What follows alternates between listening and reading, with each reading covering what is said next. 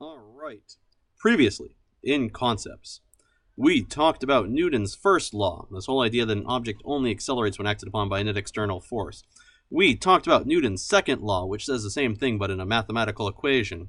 And now, finally, at long last, the law you've been waiting for. Newton's third law. Ah, yes. Every action has an equal opposite reaction. Made famous by Newton, later made famous by Lin-Manuel Miranda. So, a lot of times we think about this idea of action-reaction. It implies kind of something happens, then something else happens. So maybe you slap somebody, and then they slap you. This kind of has this action where you can see action. You can see reaction. This is, in fact, not at all what Newton's third law is talking about. Rather, what Newton's third law is trying to talk about is that it says if you were to slap someone in the face like this, a slapping thing, then the face would slap the hand back like so, in the opposite manner. This is what is meant by this whole idea of equal and opposite reaction. That there is some force on the face by the hand, and it is equal and opposite to the force on the hand by the face. In general, Newton's third law says that the force on an object A by B is equal and opposite to the force on B by A. This is what we mean by equal and opposite. The whole reaction idea, the idea that there's, an action causes something, it's a bit of a red herring. It tends to lead to this mistaken idea. So, this isn't going to come up a lot for us, because usually it only comes up when you're trying to relate multiple objects to each other. That tends to create a problem that's mathematically complex for us, a little too mathematically complex.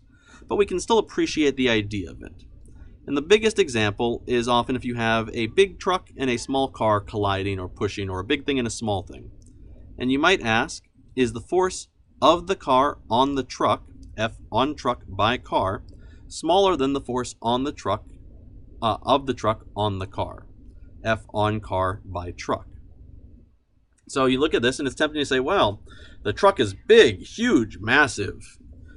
And the car is small, itty-bitty, compact.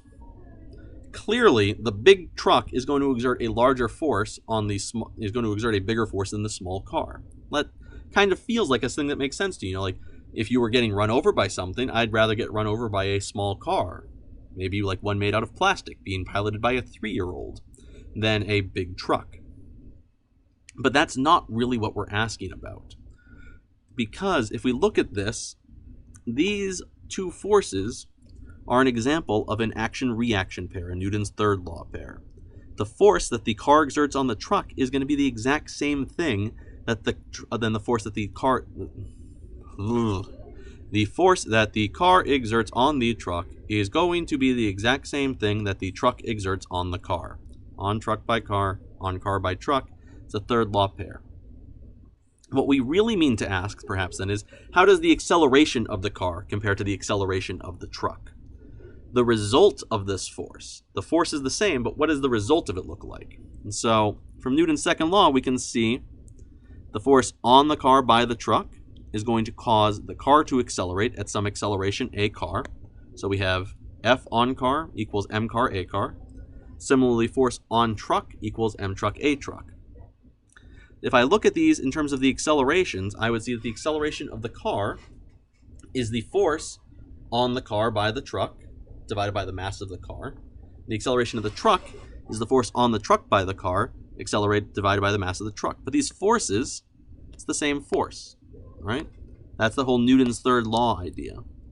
So what I've got is this force, you just call it F, divided by a small mass and divided by a big mass. If I divide it by a small mass, this little m car, this acceleration of the car is big. If I divide it by this big mass, the truck, the acceleration of the truck is small. So that's where we get this idea that, we expect, you see the movies where like the big truck is just plowing through all these tiny little cars. The forces that they exert on each other are the same, but the result of it, the thing that we see, the acceleration, is what's different. So this is just a brief overview of this idea of Newton's third law. This action-reaction idea. Not action-reaction in this sense, but this equal and opposite action-reaction.